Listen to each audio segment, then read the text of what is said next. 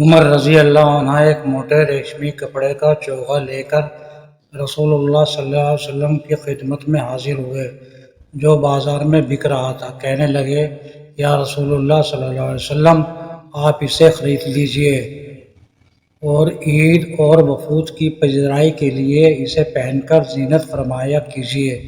اس پر رسول اللہ صلی اللہ علیہ وسلم نے فرمایا کہ یہ تو وہ پہنے گا جس کا آخرت میں کوئی حصہ نہیں۔ اس کے بعد جب تک خدا نے چاہا عمر رہی۔ پھر ایک دن رسول اللہ صلی اللہ علیہ وسلم نے خود ان کے پاس ایک ریشمی چوغا تحفے میں بھیجا۔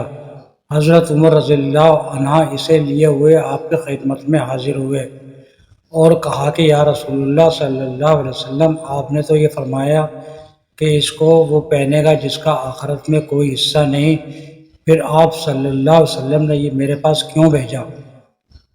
رسول اللہ صلی اللہ علیہ وسلم نے فرمایا کہ میں نے اسے تیرے پہننے کو نہیں بھیجا، بلکہ اس لیے کہ تم اسے بیچ کر اس کی قیمت اپنے کام میں لگاؤ۔